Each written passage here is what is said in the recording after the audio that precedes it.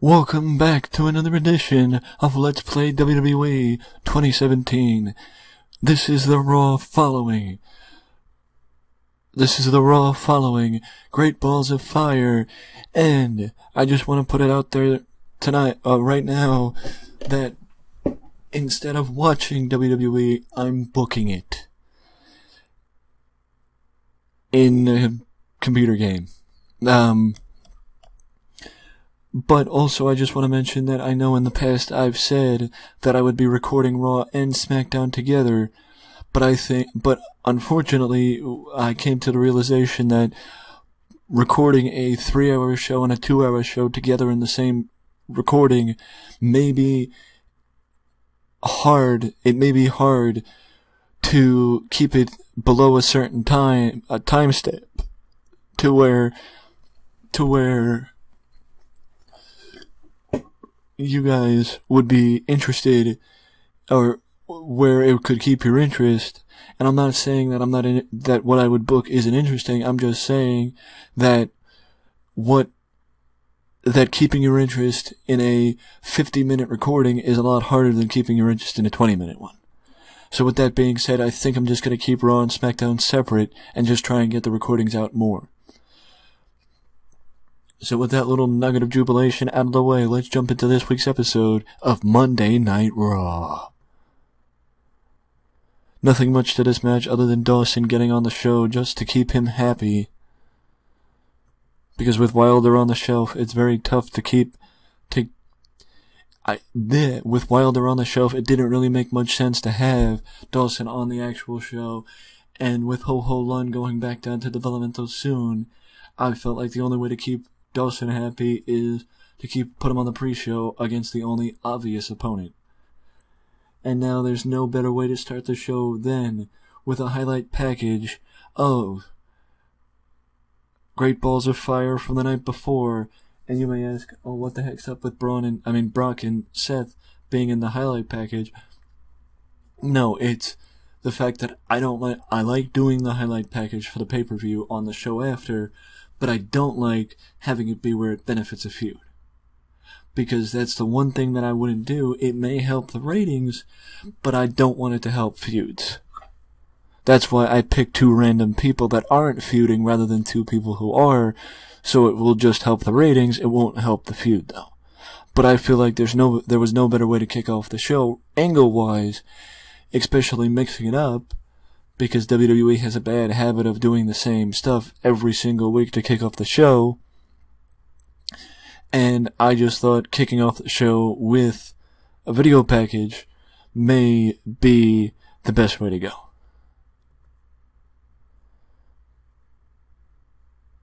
And also it's better than starting it off with a match, because this match absolutely sucked. I didn't expect this match to get as bad as it did.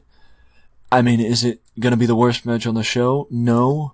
Partially because partially because this isn't the first time I'm running through this show. It is actually the third time I'm running through this show. And every time this match has gotten worse, so maybe this is the last time Mustafa and TJ fight one-on-one. But either way, they're basically, with 205 Live not on television and not a show anymore, I decided that the Cruiserweights need to be featured a little bit more on Raw, and that's why this is the first of 3 matches tonight for the Cruiserweight division. Yes, the Cruiserweights are going to be featured in 3 different matches tonight. Surprise, surprise, surprise.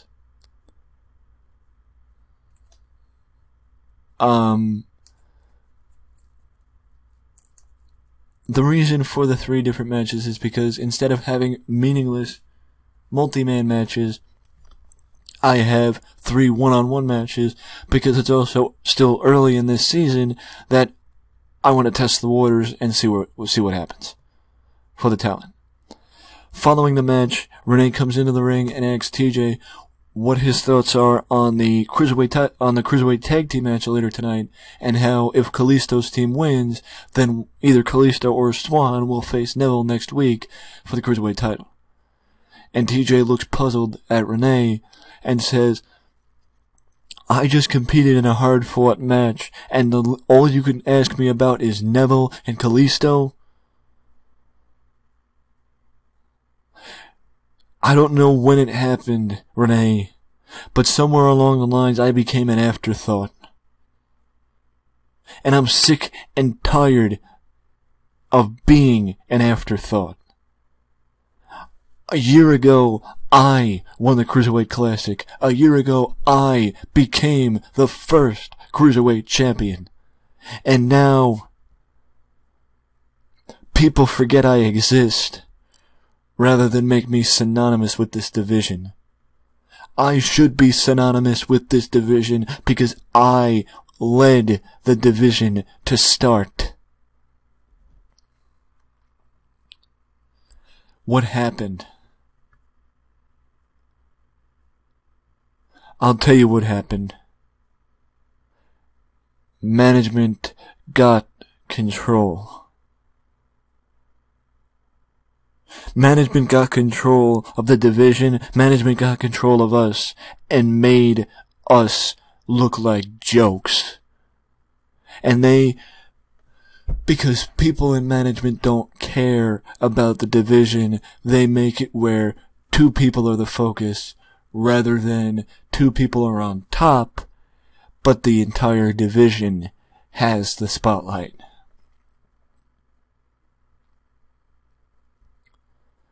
That's about to change because I'm done being an afterthought.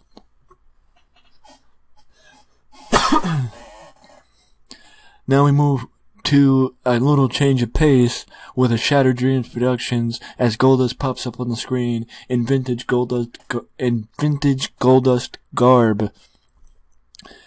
And basically, he talks about how Truth tried to make everything feel comedic. And he runs down Truth's unfortunate desire to make everything seem like a joke. And Goldust I just let Goldust take the segment.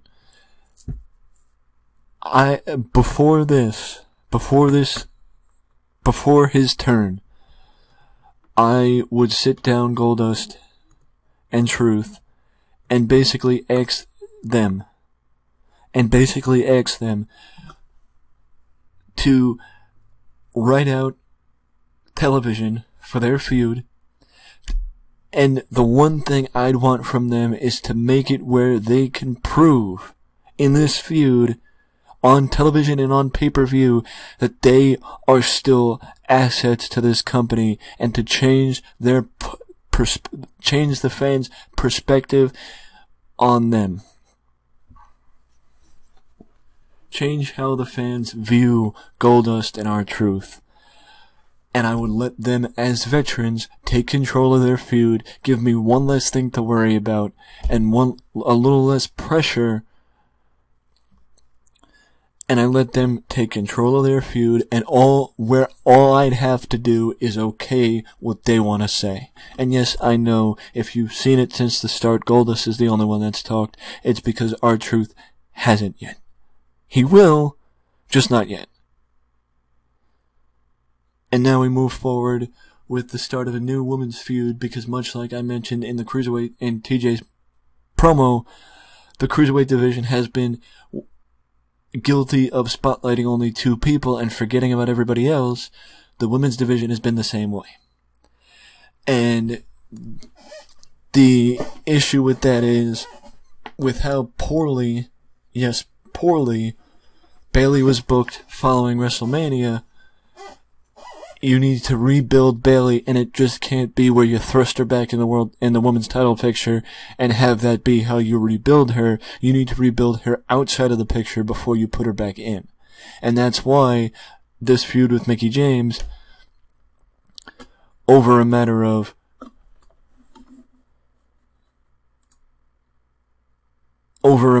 respect, is getting going. Because after the match, which Bayley wins, she walks over to, gives her hand to Mickey, and Mickey refuses the handshake and just walks off, frustrated, losing to Bayley. This feud just getting underway for one reason and one reason only, to rebuild Bayley and Mickie James.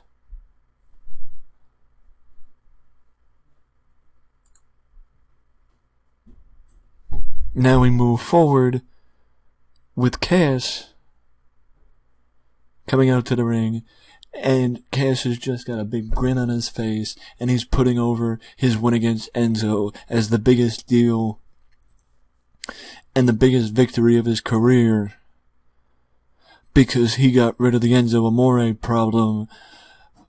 But shortly into his promo and his bragging, the Big Show comes out and tells him, "Congrats, you got your first singles pay-per-view win.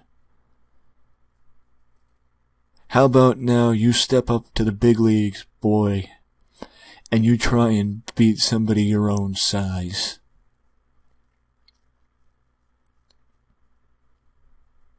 Come on. You ready? Or you want to stay down in the minor leagues forever? And Cass just looks at Big Show. He steps back, starts shaking his head, and then he just goes nose to nose with Big Show, and then he backs off again, and steps out, and then backs up to the ropes, and steps out of the ring. And just walks away. Drops down, walks away. To a course of booze. And, he does the, and he's shaking his head, and you hear, and audio gets picked up on the camera when he's walking away. "Not tonight, big man, not tonight." Cass may be afraid of the Big Show. And now we move to the match that I mentioned earlier tonight, the tag team match, the cruiserweight tag team match between Kalisto and Rich Swann and Ariya Daivari and Neville, where if Kalisto and Swann win, then the person who scored the pinfall gets to face Neville for the title next week, and of course, as you can tell, Swann pinned Ariya Daivari, which means Swann is challenging for the cruiserweight belt next week on Raw. But this doesn't necessarily mean that the feud between Kalisto and Neville is over. Because now Kalisto's the wild card of, if Swann wins, that means he may be facing Kalisto. If Neville wins, then the feud continues between him and Kalisto.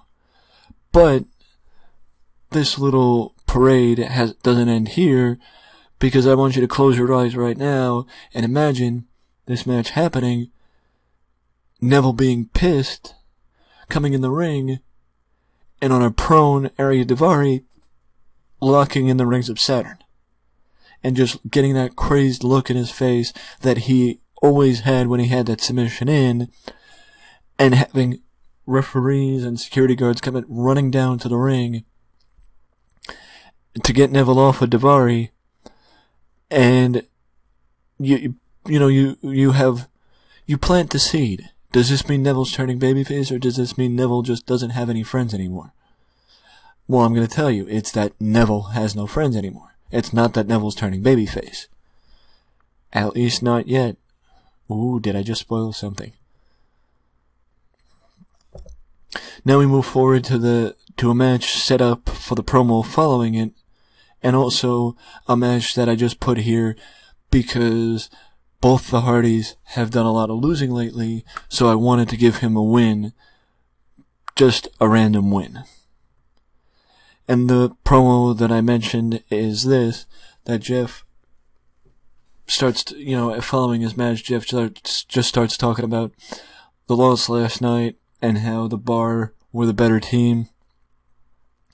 and mentions that Matt is still a little shaken, but he will be back. And, you know, I would just have Jeff referencing the Broken Universe and teasing the Broken Universe just like they did in their promo following the pay-per-view in real life. But Jeff does it himself. What happens when Matt comes back? Well, you'll have to wait and see what happens when Matt comes back. And now we move forward with Bray Wyatt against Apollo Crews. And all I want to say about this match is, just because Apollo lost, it does not damage his credibility, it does not damage the feud he's had with Elias, and it does not hurt Apollo in any way, shape, or form, because it was a competitive match, and it wasn't too competitive where it brings down Wyatt. It was the right amount of competitive, because it let both guys show what they can do, and put both guys over in a good way. But either way, Bray gets the win, and once again, it sets up the promo. Bray gets on the mic, and he's just talking about how last night we didn't see the real Finn Balor. And Finn, you know we haven't seen the real you. But I hope you know that, Finn, you will never be able to beat me until you embrace the real you. And you know the real you I'm talking about. Because the you that you let all these people see is a facade. You're a fake, Finn. This isn't a real you. You need to show the people the real you, man, before you can beat me. Run. Basically, Bray is referencing the demon. But instead of having the demon just spontaneously return, I'm building to the return of the demon. I started it early. I feel like I gave it some depth by having Bray win, and then now Bray's claiming that Finn can't win until he taps into that dark place that he hasn't been in a very long time. But there's more to it than this, and to find out what else exists, well, you gotta keep tuning in. What else there is, you gotta keep tuning in. I will say this is the first time this match actually got over a 30. Yes, 1 over a 30, but yes. And no, somebody out there is gonna say, oh, that sucks, that's not where it should be. I will say that Dana is green enough where in my opinion, it would be tough for Alexa to have a good match with her. I do think that this rating is a little bit rough, but either way, it gets the point across that Alexa's keeping her momentum going, and she once again shows how good she is.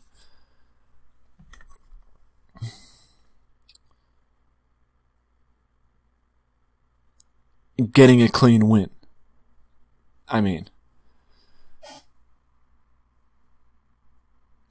So now we spend a little bit of time at the announce table as Corey, Booker, and Michael talk about the ending of the ambulance match last night, which, by the way, it ended the same way as it did in real life, and the announcers give an update on both Roman and Braun, but also talk about what happened to end Alexa and Sasha, and Alexa talking about how Sasha Banks and Bayley and Charlotte and Becky have had the spotlight in the division, and Alexa's tired of hearing about the 4 horsewomen, and Corey jumps in and says, of course she is. She's a goddess. People should be talking about the goddess and not about something that doesn't even exist. once again, putting over. As you can tell, there's a reason. It's because of the rating of the segment, but there's a reason why Alexa and Sasha gained heat and the other one lost. It's because of the rate. Well, I mean, it's because of the rating, but it put over both feuds. It helped both feuds because Braun and Roman aren't in their own feud anymore. They're with Brock and Joe in theirs. But either way. Also, the announcers talk a little bit about what the announcement Vince McMahon has to make tonight could be. But we will find out later tonight when Vince comes out, they put over the announcement and ponder what it could be that Vince is here to announce. But we'll find that out later tonight. Now we move forward with Kalisto, Miz and Tozawa, and I know somebody out there is going to be wondering, why put Tozawa in a match against The Miz? Basically, it was just to see how good Tozawa could do. I mean, did he disappoint? No. But basically, it's just because of how good The Miz is. But what are you going to do? Either way, Miz gets the win for in a segment that was designed for the follow-up segment. As Miz grabs the mic and does what he does best, brags about still being IC champion, and goes off and says the only reason why the match ended the way it did at Great Balls of Fire is because we pitied Seth Rollins, because it was clear Seth didn't have his mind on the match and was too focused on his buddy Dean Ambrose and how he could reconcile that friendship. And of course, this brings out Seth, who tells Miz he's dead wrong, and that if Seth got another opportunity, Miz wouldn't be Intercontinental Champion anymore.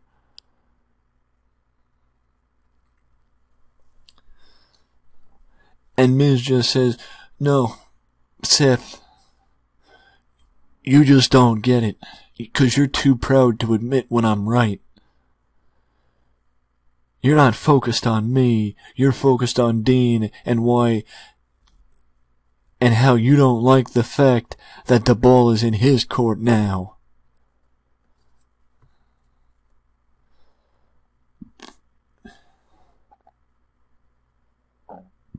And Seth just says, keep running your mouth.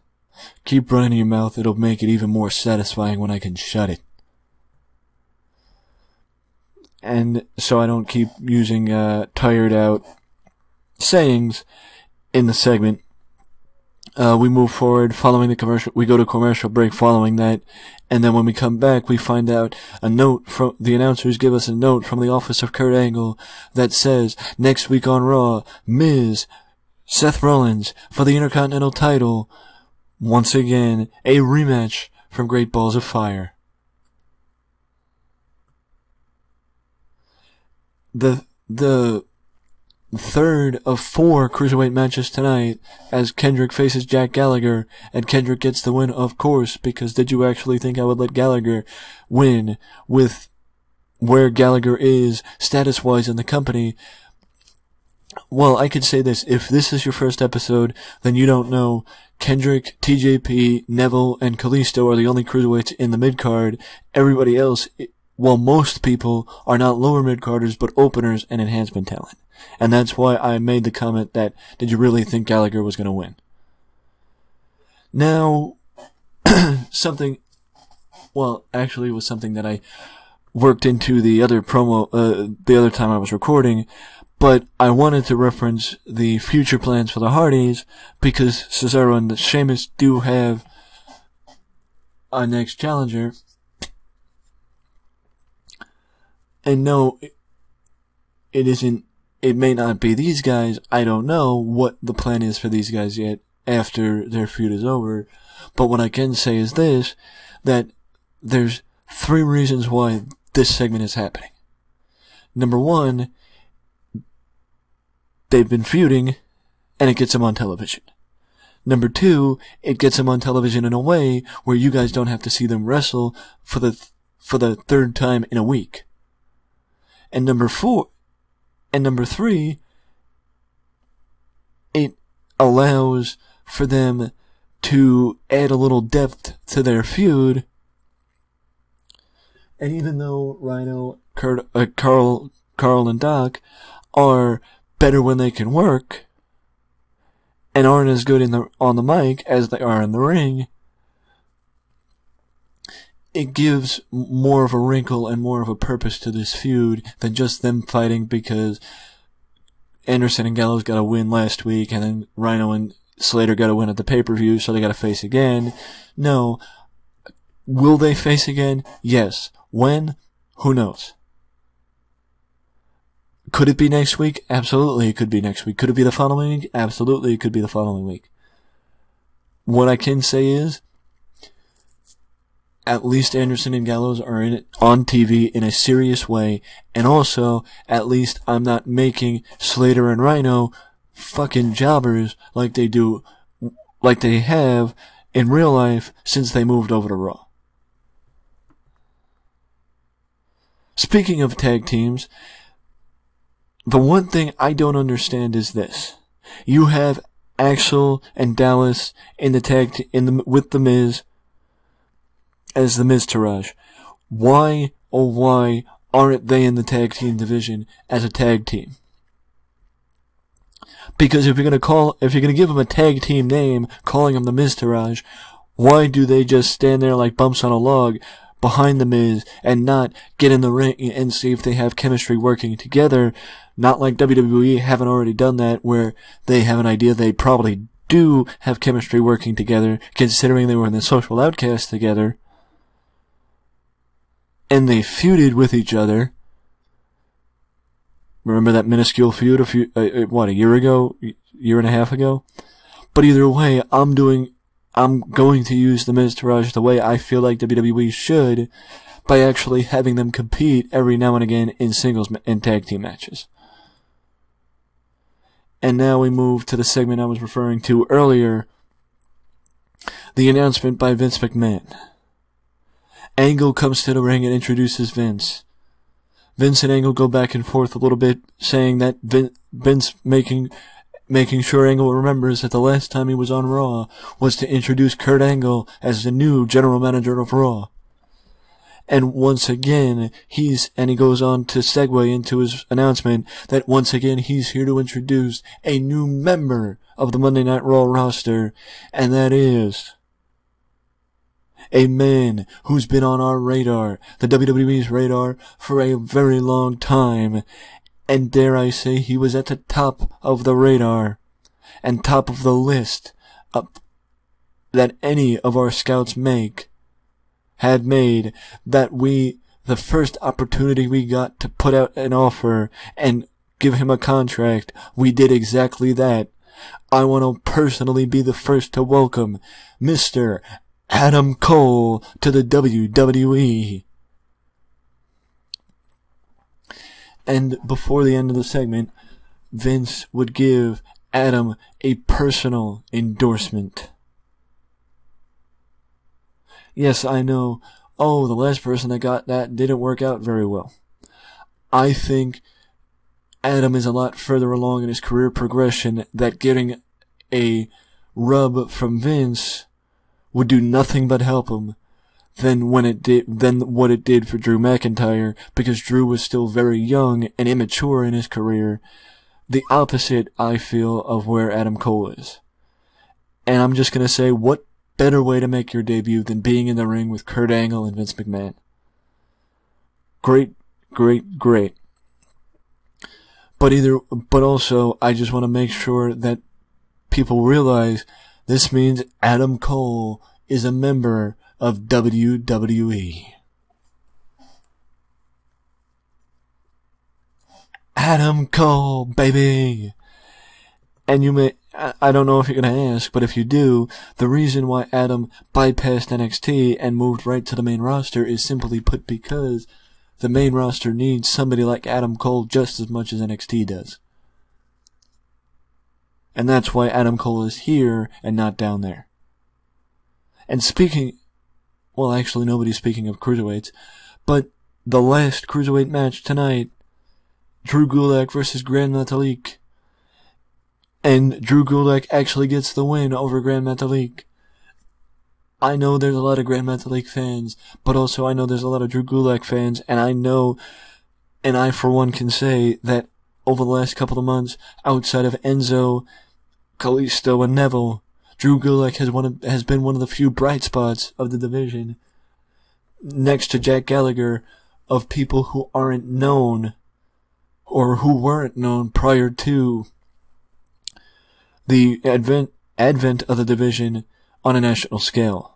And that's one of the reasons why I gave Drew Gulak this win, is because I'm actually a big fan of Gulak, and you'll see that in the coming weeks. And now we head backstage with Rollins, as Rollins runs into Dean backstage and asks him about last night, why he left him high and dry, and this is when Ambrose goes into has the same sentiment of what he had in real life, where he tells Rollins he doesn't trust him. Dean said, Seth, I know you want me to forgive you. I know it was years ago, but I still don't trust you, and I don't believe that I should.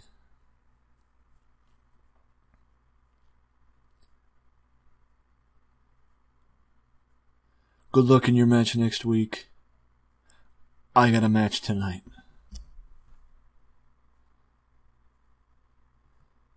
And Ambrose walks away to go out for his match tonight against Samoa Joe in the main event. And of course, the man who took Brock Lesnar to the very limit at Great Balls of Fire goes in and defeats the Lunatic Fringe in the main event of Raw, getting a big win to set himself back up on the momentum track for next week.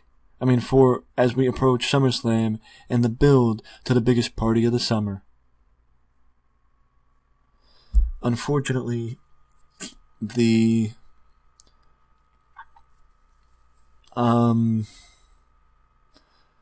unfortunately, dare I say, Rome wasn't built in a day. And we may be in a little bit of a rough patch to start, but I think as time goes on, things may get better. Hopefully, because they usually do. I just gotta get a feel of the people, and I gotta get a feel of the season.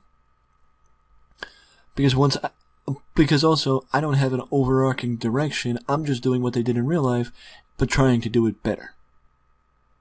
So maybe when I get an overarching direction and stop trying to do what they're doing in real life, which, by the way, this is sort of what they did in real life, does it look does that tell you anything? Maybe, just maybe, me trying to not be WWE in real life, outside of the Cruiserweight division, wouldn't be a bad idea. So, maybe in the coming weeks you'll see some changes? I don't want to give too much away. Come back. Tune in again. Let me know down in the comment section below, by the way, if you think the rating of this show was a little rough and the games being a little tough on me, or if you think it was fair. And if you think it was fair, let me know what you think I could have done differently and what I could have done better. So I know next week, because as always, feedback is more than welcome and appreciated. But if you don't want to leave a comment, you can always leave a like and subscribe to the channel for more content just like this that you can only find right here at Wrestling Express. And before I go, I just want to mention, don't forget to ding dong that notification bell to always know when the new video is up on Wrestling Express. Till next time. Later.